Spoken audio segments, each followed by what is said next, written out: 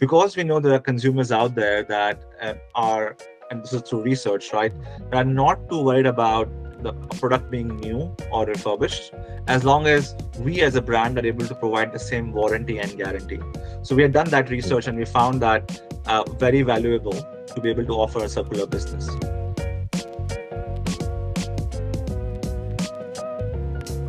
Welcome to today's episode of the Product as a Service Champion podcast, aiming to eliminate the sense of being alone when trying to navigate the complexities of the as a service landscape.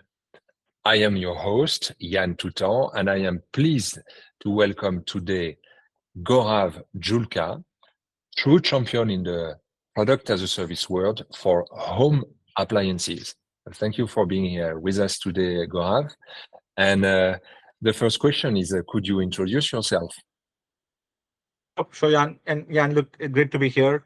So I'm Gaurav. I'm based out of Singapore. It's sunny always and raining always, so it's an awesome place to be. I have about 12 plus years of experience in the appliance industry, specifically with Electrolux.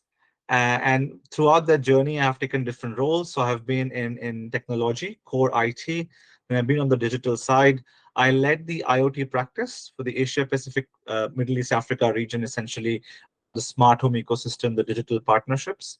And in my last role, I co-founded Levande. It's an appliance as a service or appliance subscription business, and essentially took led for about 2 years before I finished my stint with Electrolux. Wow, that's so yeah, that's why we qualify you as a true as a service champion, with all your experience and even as a founder of Levande. We're going to come back to Levande a bit later on. I would like to start with unpacking, unfolding the as a service offer of Electrolux. Could you give us an overview of how it is revolutionizing the traditional appliance ownership model, and what is the as a service solution about? Yeah, no, sure. So I think before I go into the answer, the solution, let's take a step back towards the consumer insight or the customer problem, right? So I think in today's Oh. industry, it's getting very obvious, especially with appliances and electrical goods, that technology is moving very fast, right? And consumer, especially with the purchase power in urban markets, wants to be on top of it. They want the latest and they want the greatest, right? Consumers are also becoming conscious about things like energy efficiency, things about performance specifically. And again, that then puts towards latest and the greatest. Smart home has played a role as well, right? So within sort of span of 5 years, smart home has penetrated, and what washing machines could do 5 years, 10 years ago, it's very different from what they can do now in terms of usage of Mm-hmm. AI, in terms of load detection and things like that.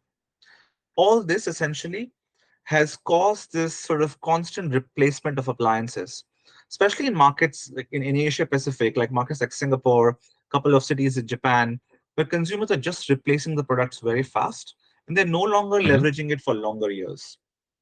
This was sort of the core of the problem that we had at Electrolux as well. We noticed this trend, and while we want to always give the best and the greatest to our consumers, we also want some kind of life around the appliances. So we're also being fair to the environment. And this is where the idea of appliance as a service came from, right?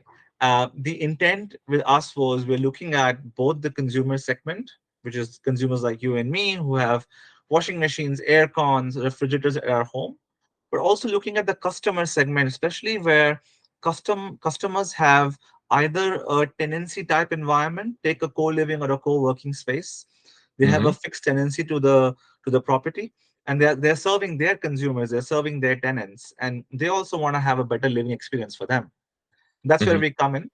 Other area obviously is around the peace of mind that we can offer, right? So imagine being able to be there for these customers at a 48-hour to 72-hour notice to replace the appliances or repair the appliances, which is also what's missing in the industry today. If you look at the repair cycle times, etc., it's quite long. So this is a little bit the consumer context, right, or customer context, but there's also a sort of a governance context behind this as well. So you have a lot of regulations and compliance coming in this space, like right to repair. Like in Singapore, you have recycling laws that have come. Now, this puts sort of a business lens on it, and you can start looking at it from a cost to serve the customer. You start looking at the life of appliance, reusability of spare parts. So there are many other business lenses you can put together. So when we did this research analysis, essentially it was a must that we should do this. The approach at Electrolux was that we go a little bit agile at this. So we did a couple of pilots in multiple markets. So we have pilots in Singapore, we had pilots in Sweden, and I guess today we'll talk a little bit more about the Singapore pilot. But that was a little bit the approach at Electrolux. I, I, I mean, what you just mentioned, Gaurav, is what we witness very often. So there are many driving forces around the decision to go for as a service. It could be legislation, it could be customer behavior, it could be company strategy to become more circular. I hear all those points, and that's always the question we ask. What has been the main driver to make the decision to invest into as a service? Could you pinpoint what was the turning point where you say, okay, we have to go to as a service? I think for Singapore and generally for Asia, it will be consumer first, right? So our main driver was Uh-huh. this identifying this consumer demand that is popping up, and that we need to address that. So that was, I would say, the main area to address as a priority. Mhm. And that's why we kind of had this strategy that would then go across from Singapore to multiple Asia Pacific markets. And it was Mhm. also a reflection because, again, you validate your hypothesis, right? So we validated this against competitors, against marketplaces that are offering rental with some services, which is close to as a service. So I would say consumer was the answer, and I Mhm. guess for a company like ours, Electrolux, consumer always probably will come first, and the needs will come first, and then you deliver the most sustainable, most circular, most cost-effective operations or product possible behind it. Yeah. Mhm. Mhm. Mhm. Okay, very clear. So now, of course, in the world of appliances, there are digital platforms, there are applications to optimize the usage of the appliances, and usually it comes with the as a service model. It's not only the appliance, but it's also the experience of the appliance and the digital experience of this appliance. So I'm slowly going to the Levande app that you mentioned at the start. Could you explain the benefits and how does it enhance the Electrolux technology? Yeah. So, like we said, Levande, right? It was an appliance subscription platform that we have built in Singapore, and we took a venture approach around it. So it's built sort of in the agile principles with a venture building model. So we are acting like a startup. Our teams are structured like a startup, but we're operating within a complex corporate environment, of course. Um, Hmm. Spot on what you said. So Levande is not a web app that you log into, but it's also an ecosystem of its own. It's a digital touch point that consumers can access via web or mobile. Consumers can access obviously anytime, and it has the flow through which consumer can access these services. Obviously, not just at the start of the journey where they want to purchase them, but also during the journey of their ecosystem usage. Right, and it also helps towards the end when the consumer probably wants to walk away from the service, right? So there is a full ecosystem around it, and like any ecosystems, you cannot do it alone. So we have a bunch of partners that we placed around Hmm. Levande to kind of drive this ecosystem for our consumers. Surely, Levande was based on a couple of learnings around the organization, right? So there's a learning around IoT and smart home, right? Around the usage patterns, around the exposure of a digital touch point to control your appliances, around notifications and maintenance and things that come with that digital connected touch point. Hmm. Second area is based on the usage patterns, you have repair patterns and you have consumer overall sort of a replacement cycle. So, for example, in Singapore, typically when you are young, you get your first house on rent. You're probably gonna go as a bachelor sharing a house, probably with a top load washing machine, right? And as you grow in the journey, you become a couple, and then you have a family. You kind of grow Hmm. in that journey, and then you kind of upgrade your appliances. Yeah. So one of the principles that we had with Levande was also how do we ensure that we're able to evolve the consumer's life as it evolves. So there's a research element to it. There's a lifetime value element to it. And Hmm. last but not the least, we kind of wanted to bring the circularity element to it, which sort of becomes critical part of an as a service business, because we know there are consumers out there that are, and this is through research, right, that are not too worried about the a product being new or refurbished, as long as we as a brand are able to provide the same warranty and guarantee. So we had done that research and we found that very valuable to be able to offer a circular business. So these were about some of these consumer-facing digital components, but there were other building blocks as well, which are behind the scene, right? So we had to build a refurbishment capability behind the scene. We had to Mhm. build a repair network that can offer at a certain window a repair, right? So that was our own network. We had to build warehousing capabilities, which was smart enough to then plan that demand supply dynamically and being able to offer refurbished first, obviously, and then Mm. if not available, then new appliances. Mm. So bringing all these building blocks together, essentially brick by brick, was what was Levande, right? And we launched Levande in November of 2022, right? As a beta release. Again, a Mhm. venture-like thinking, trying to find a product market fit. And I would say towards the end of 23, we were very close to getting that product market fit to sort of start scaling from there. So that's a little bit the journey of Levande as well on a very high level. Yeah. Mhm. Mhm. Okay, very, very interesting. In fact, to see that in the ecosystem of players around the as a service offer, you position yourself as the platform. I'm not sure I'm using the right word when I say platform. Um, would you call it a platform, or do you I call would it call it a differently? platform, and a little bit the Yeah. Okay. context behind it and also the context of the naming then, right? So we purposely not using Electrolux directly, right? Because Hmm. initially our aim was that this becomes a marketplace kind of platform. We Exactly. invite like-minded brands. I'm not Hmm. talking competition here, but like-minded brands in a home Hmm. ecosystem and offer this Levande, which is living in Swedish. So we offer this better living experience. So Electrolux Hmm. does that today. That's its purpose of the company, to offer better living experiences. But our scope is appliances. And this is where the Hmm. venture came in. And could we do it across? Right. And this is where obviously we start with appliances, but the aim was, then we can we go from there into other products like, Yeah. house care. um, can we get EQ on board as a partner, and so on and so forth from there. That was a little bit the idea. Hence we called it a platform, because in the end Hmm. consumers came on this digital product. They would subscribe to a service digitally completely. They would do a KYC digitally with us. They would pay Hmm. digitally to us. They would ask for service digitally. Of course, the delivery of service is still physical. The delivery of appliance is still physical. But the entire exchange of communication, even the support, was all online and through this one platform. Hmm. Hmm. Hmm.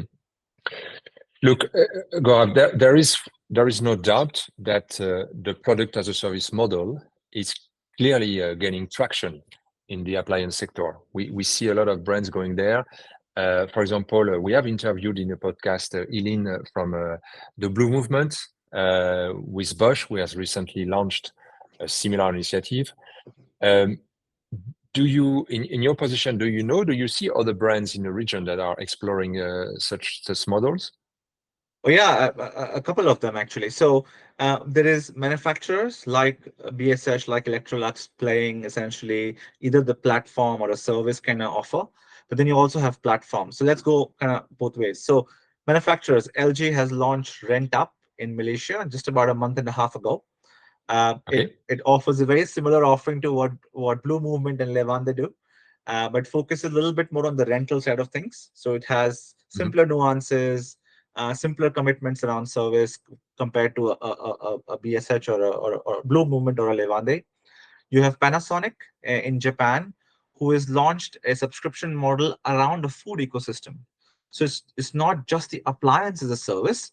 They have, I would say, an end-to-end food as a service. So you can choose an appliance, maybe a kind of rice, a kind of recipe, access to thousands of obviously recipes in terms of content, and then all of that will be delivered to you as a service. So you as the end user simply have to then cook, and hopefully that will be disrupted too in the Mm. future with AI and robots, right? So I that's a love little bit it. their service. If you know Koei, which is a Korean brand that does water purification, that's one of the biggest strengths. Uh, 85% of their business is on rental business at a public company. And they're huge in Asia Pacific. They have taken a huge share in Malaysia and Thailand as per their own annual report. So there are brands out there, manufacturers out there that are doing this. I think Samsung also has some investments on a platform level in the US. So you can see that there is an uplift in this space. When it comes to Mm. marketplaces or the true, let's say the platforms, you can already see big platforms like Furlenco and Mojo in India, which are already in 20 cities. Already Furlenco has done an exit, so from a startup to acquired by a major public company in India. You have Rentio in Japan that's offering a very Mm. similar service, and they broaden it beyond appliances to like electronics and so on and so forth. You have a sub place in Malaysia that is doing very less appliances, but you see a lot of consumer durables and consumer goods of other categories. So you have like massage chairs and digital locks and so on and so forth, also available on subscription. So there's a clear Mm. uplift. There is also a subtle increase in number of rental companies popping up, amount of SMEs popping up in multiple markets. Now, they're Mhm. not essentially offering it as a service. They're purely offering a fixed pay, monthly pay rental, but Rental. Mm. they're getting there, because when they compete and they have to have an edge, they're starting to offer service. They're starting to offer other value adds of as a service, and they're getting towards that. So there's a clear traction in the market. My personal opinion is that in the next 5 years, you would see at least 8 to 10% of the consumer market being kind of delivered through a subscription slash rental business. And I think there are Mm. enough sort of consumer reports out there that can qualify the KGAR and so on and so forth. But I think from a markets like Singapore, markets like Japan, very clearly more than 10% consumers will engage um, consumer goods as an access to the good instead of owning the good. That's how kind of see the future of this. Yeah. Mm-mm. It's about the outcome. I love, sorry, what you mentioned about this Japanese example of you have to cook. That's it. You just focus on the cooking. Yes. That's the And best they have example. it's very premium and lovely, right? So it's not just about, oh, there's a rice coming to your house. You can choose from a 50 different select rice unique suppliers in Japan. So even we as, let's say foreigners who go there and live there for a 6 months or a year, it's an amazing experience. You can literally Mm. travel through the taste of Japan, right? Mm. Travel Yeah, through indeed. different recipes. Try the air fryer kind of experience versus an oven kind of experience with Japanese Mm. cooking by simply using an app and clicking few clicks to get the whole service delivered to you. Yeah, Of course, you gotta yeah, cook and eat. Still gotta do that. yeah. That's bad news for the teenagers, huh? Because then the teenagers will have to start cooking at home and they can't order anymore on Uber Eats. That's going to be challenging for, for the teenagers of this Yes. world. Yes, and that's a whole different sort of disruption, right? So you think about it. The way I kind of see it is that there's always going to be this sort of habitual daily, oh, let's eat something, and then that's where your current local way of consuming food will continue. Singapore has this Mm. awesome concept of hawkers. uh, when it comes to premium experiences, family cooking, weekends with family, the afternoon brunch with your wife or a partner, that's where these Mhm. experiences will come and add value. And when if you Mm. look at from a purchase decision point of view, I rather have this opportunity that I can engage into having a premium meal at the same price than just buy a hardware that I will own with no service, with sort of expiry date to technology and so on and so forth. So in the larger context, this ecosystem value is much more higher. It offers Mm. convenience, Mm. offers flexibility, offers assurance. Yeah, that's a little bit where I think Panasonic is thinking about. Yeah. Definitely. And you mentioned a few times the word ecosystem. That is very important for me and in the as a service journey in general. So it's about the ecosystem of service providers that you bundle into your as a service contract for the end customer. Here we had the example of appliances that are bundling recipes and food supply to be able to Yeah. provide the experience you just mentioned. A question for you, Gaurav. Do you consider integrating more services in your offer? What is the one you foresee? You know, if we were to say, okay, Yeah. Levande in 1 year from now, who will you team up with to increase the experience? Yeah. So we did a couple of things already, so I can share those. I can also share sort of what the areas we're trying to pilot. So we already partnered with P&G in Singapore to offer detergents along with our laundry appliances, of course. This was in a Mm-hmm. pilot phase, so this wasn't a commercial go-to-market kind of exercise. It was more like we were giving away as a free bundle of detergents and softeners based on the product, based on the type of dosing, etc. And then we would, throughout the journey, we'll be asking consumers through surveys their feedback and trying to understand that would they want to go in a auto replenishment model where the subscription of the appliance came as detergents.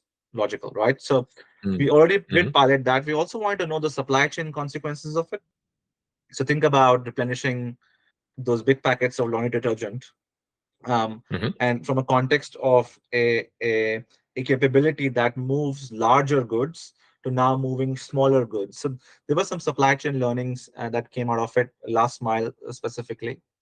Of We course. also partnered with an insurance company, a major one, and that's public. It's AIG, essentially insuring our product for accidental damage.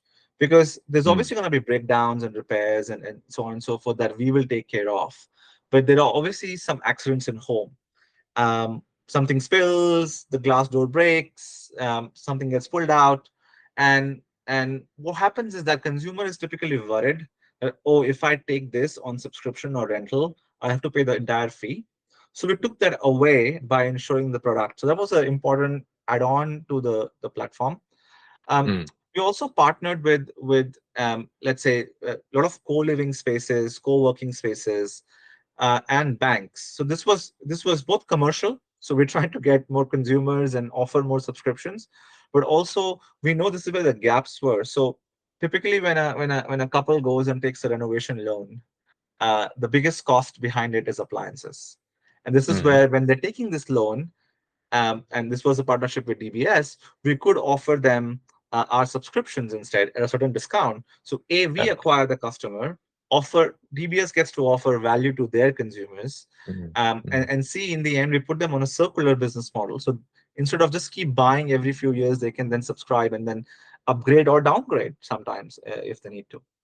So that's Mm. some of Mm. the areas of partnerships we did. The things I wanted to pursue, one was around food. So just like Panasonic, I wanted to pilot, but I wanted to also have the ready-made packs, those cold packs where you can, ready to eat by simply heating them up, adding a small air fryer or a small microwave or oven value to it. Mm-hmm. Second area was wine. So I was really thinking Oh, if we could now take, we are because we have a talking. brand called Wintech, and Yeah. Levante did offer wine cabinets on subscription. And these are not those big ones where you need wine cellar. This is Singapore. So these are the 35 bottles Yeah. to 50 bottle wine cabinets, even a 20 bottle wine cabinet. And the intent was, could we partner with someone that's a wine supplier? Mm-hmm. And we offer this as wine as a service. So appliance comes with it, and you're getting 2 bottles of Merlot each week, or 2 bottles, one Merlot, one something each week. And that was a little bit the intent that we were going after.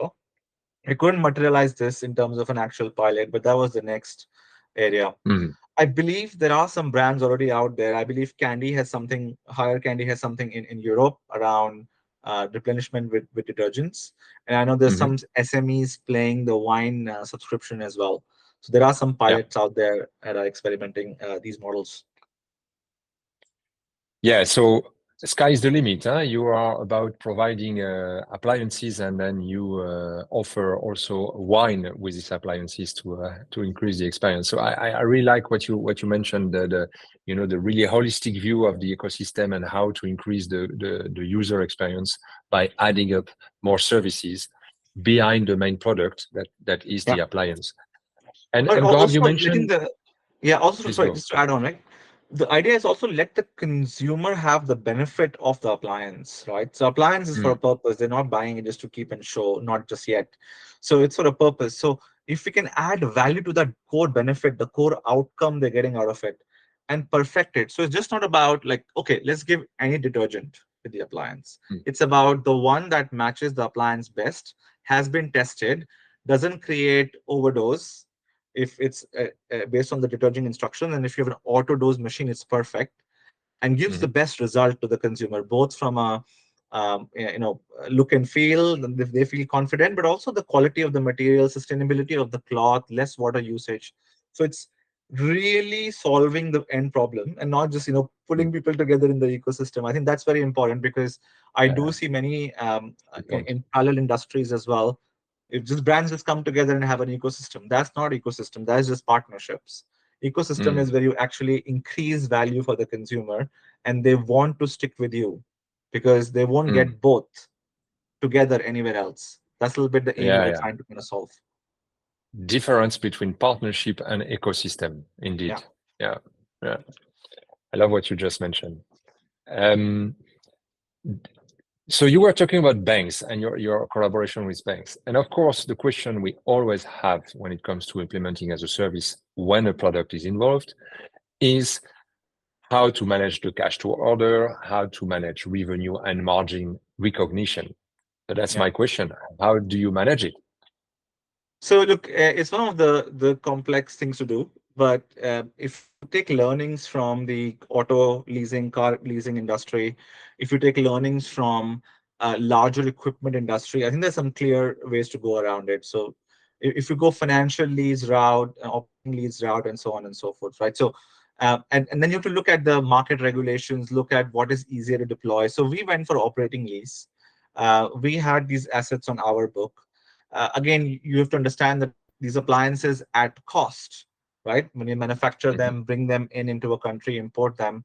As a manufacturer, Yep. they are a smaller value in the context of the balance sheets of our companies, right? So it was okay to actually put them on our balance sheet as our own assets. We would Mhm. typically, depending on the life of the appliance, we want to depreciate them as long as possible to get Mhm. the both the object financial objective right, but also the target on ourselves that we need to let this appliance live for 6 years, 8 years, 10 years. Otherwise, what's the point, right? So it works both Indeed. ways. If I already in my mind keep a shorter 2 year depreciation, then I will never make the appliance repair after 2 years. So putting those standards to yourself, also financial accounting standards, right? You got to understand how long a machine depreciation, fixed depreciation can run based on your accounting principles. We Mm. did a lot of work around how do we take care of some of the costs. So accidental damage, insurance, right? So you cannot cover that cost. We do calculations on repair. So I did not put every SKU Electrolux offered. I found the best of the best SKUs where I had Mm. most control over the supply chain. Most of these products were from our own factory, so I could control the environment, I could control the supply spare part flow, I could get documentation easily with higher quality index. So I made sure these products run at least a year in the market. So I have a data from quality. So we picked these best of the best models, I would say. So we had the best energy efficiency in the market, the best water rating in the market, so that we are putting something Mm. out there that's already reliable, right? And we're building on top of it. Mm. Same goes with building blocks like training and refurbishment. We had to build these processes around these products, right? If you don't do these things, your cost of operations will shoot, right? If you don't have a proper refurbishment calculation matrix, when do you refurbish? When do you repair? When do you simply do hygiene and care, right? If you don't do these structures, you will repair everything. You will refurbish everything. Even if something is non-compliant, you may end up refurbishing it. So this is where those processes are important to kind of manage your cost. So all Mm. these the kind of variable costs associated with the subscription then are part of your contribution margin, right? The aim Mm. was kind of build a flow where over time you can make sure the contribution margin is really good, and as we scale, we start becoming EBIT positive, right? Start covering our fixed warehousing costs, start covering our administration people costs. That's a little bit how we Yeah. looked at it. One smart thing we did, and I recommend that for every brand and every platform out there, is that we didn't just focus on D2C, because D2C requires consumer acquisition. That's expensive. So you have to Mm, put money on the top to get returns. And in a competitive market where prices are going up and down and there's inflation and whatnot, it gets tricky. mm, So we kind of also focused on B2B consumer segment. And this is yeah. where the ball game changes, because the same offer obviously tweaked and made more relevant and converted from individual items to bundles and holistic home value. um, you start putting effort in that, and you start getting some a fixed contract, right? And with any subscription model, as soon as you start building your MRR, ARR kind of, over time, Mhm. you're able to start reinvesting the money back, right, and fuel the growth. So this was what the focus. So 2023 for me was about, yes, let's get some consumers.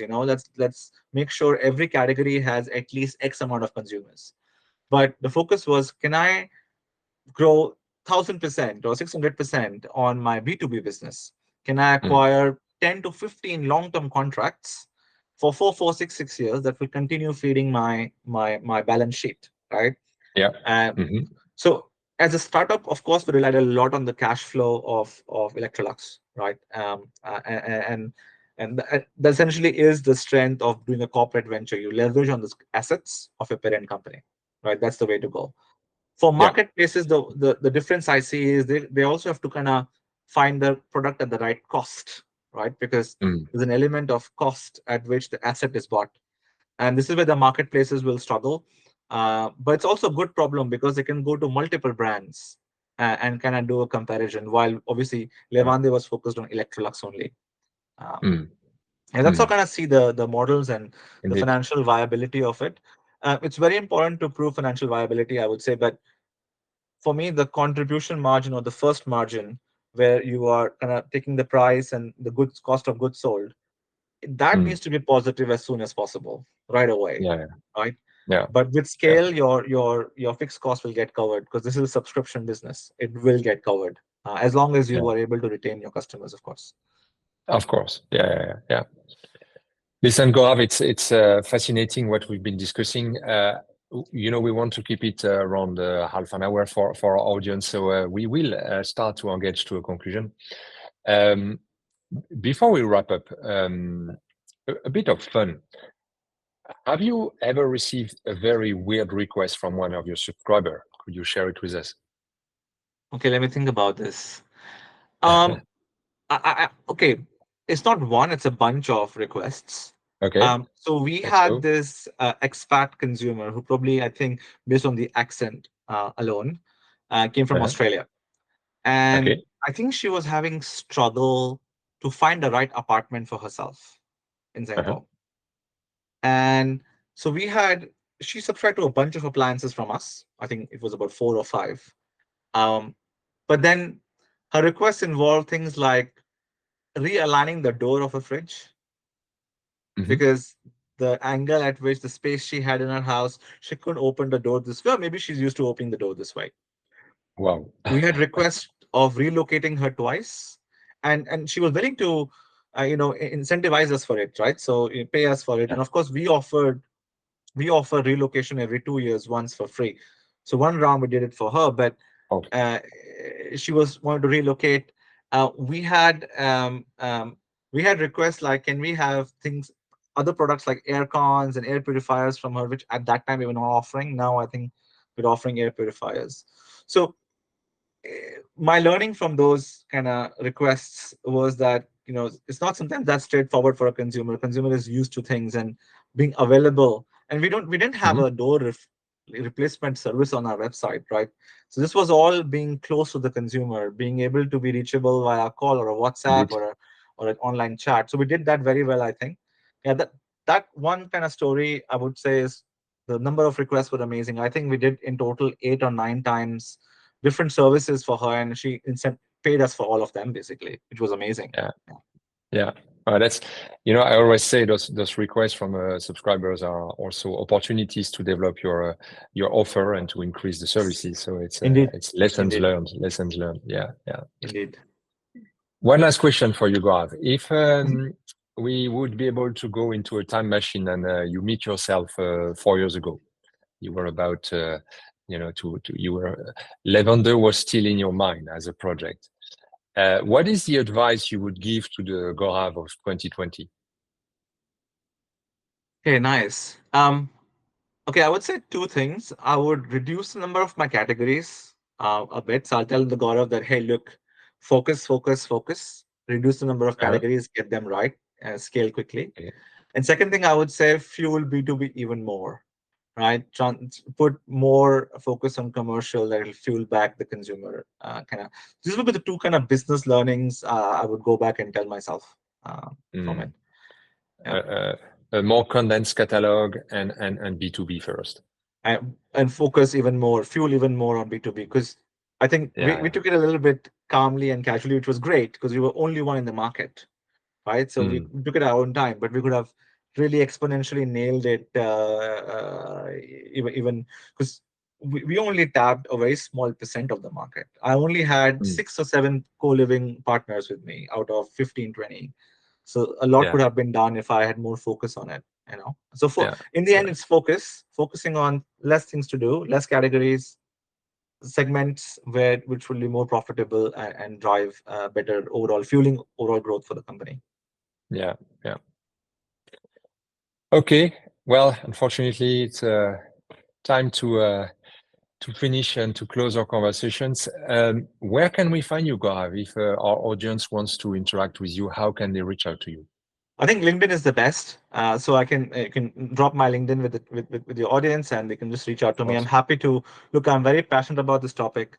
I'm happy to support and talk to anyone who is in this area, want to grow and disrupt the industry with subscriptions and as a Mm. service model, of course. Yeah. It's a great conclusion. I'd like to give you a big thank you, Gaurav, for sharing your experience with us. And I know there's much more to share, but we want to keep it sweet and Of course. short. So pleasure to have you today on the podcast for Product as a Service Champions. And again, thank you very much for your time, Gaurav. Most welcome. Thank you, Jan.